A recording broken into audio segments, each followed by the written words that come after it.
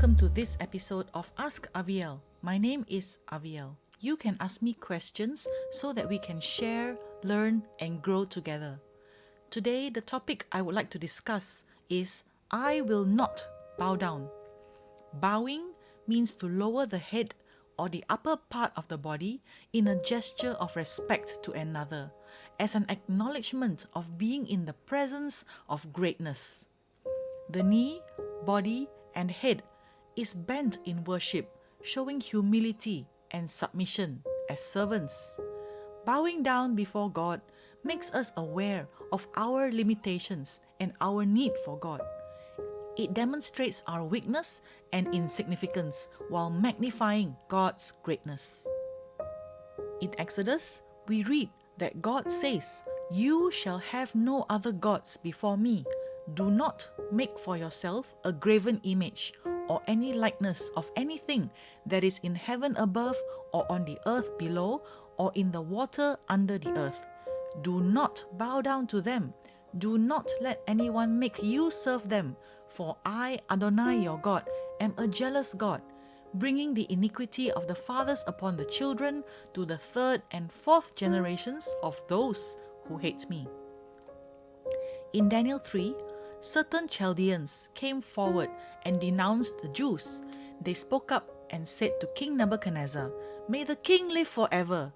You, O king, made a decree that everyone who hears the sound of the horn, flute, zither, lyre, harp, pipes, and all kinds of music must fall down and worship the golden image, and that whoever does not fall down and worship will be thrown into the midst of a furnace of blazing fire."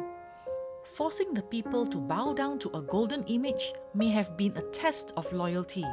At the time that the people hear the sound of the music, it was to be a sign for them to prostrate themselves and fall before the image. Shadrach, Meshach, and Abednego refused to bow down to the golden image.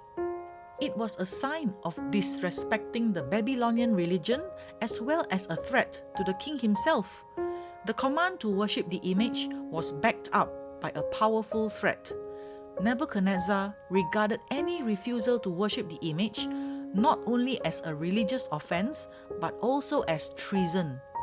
The refusal of Shadrach, Meshach, and Abednego to worship the image had nothing to do with their loyalty to the king. They were not trying to disrespect Nebuchadnezzar. Shadrach, Meshach, and Abednego only wanted to honor God, who is greater than any earthly king. There was no compromise for them. If they bowed down to the image, they would dishonor God. If they did not bow down, they would dishonor the king. They did not give in to the unrighteous demands of Babylon. They stayed loyal to the God of Abraham, Isaac, and Jacob. In Esther 3, Haman was misusing his position near the king. In wanting people to bow down to him, Haman was pretending to be the king. The word used for bowing down is mishtakaveh, meaning to bow down and worship in the same way we should worship God. It showed clearly what was in Haman's heart. He actually wanted to be king. Haman made himself as a god, demanding worship. But Mordecai would neither kneel nor prostrate himself. Mordecai would not bow down to Haman under any circumstances. Mordecai displayed insolence in his refusal to bow down to Haman. When Haman saw that Mordecai did not bow down or kneel to him, Haman was enraged. Mordecai understood that Haman was unworthy of such honor only reserved for God. Mordecai considered the act of bowing to Haman a form of idolatry. Haman was an Agagite, a descendant of the hated Amalekites, who were descendants of Esau, enemies of the Jews. Mordecai was a descendant of Kish, a descendant of Saul through Mephibosheth and through Jonathan, from the tribe of Benjamin.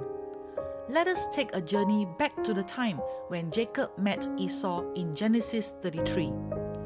Then Jacob glanced up and saw, behold, there was Esau coming, and 400 men with him. So he divided the children among Leah, Rachel, and the 2 female servants. He put the female servants and their children first, then Leah and her children behind them, then Rachel and Joseph behind them. But he himself passed on ahead of them and bowed to the ground 7 times until he came near to his brother. But Esau ran to meet him, hugged him, fell on his neck, and kissed him. And they wept. His eyes glanced up, and he saw the women and the children, and said, "Who are these with you?" "The children whom God has graciously given your servant," he said. Then the female servants approached, they and their children, and bowed down. Leah also approached, along with her children, and they bowed down. And finally, Joseph and Rachel approached and bowed down. Did you notice that? Even if all the sons of Israel bowed down to Esau, Benjamin did not. All the tribes of Israel bowed down to Esau except for Benjamin. This was because he had not even been born yet.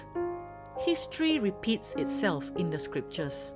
Now Mordecai, descendant of Benjamin, also refused to bow down to Haman the Agagite, the Amalekite, descendant of Esau. Acts 5:29 says that we must obey God rather than men. We must have a testimony of great boldness.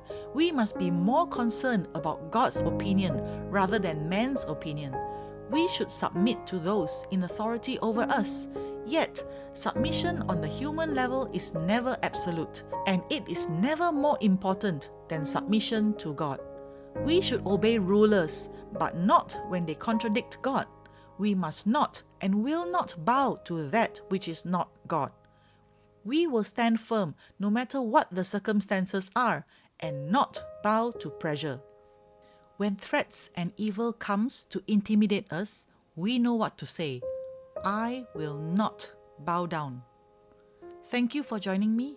I pray that this message inspires and challenges you. God bless you and your family. Shalom.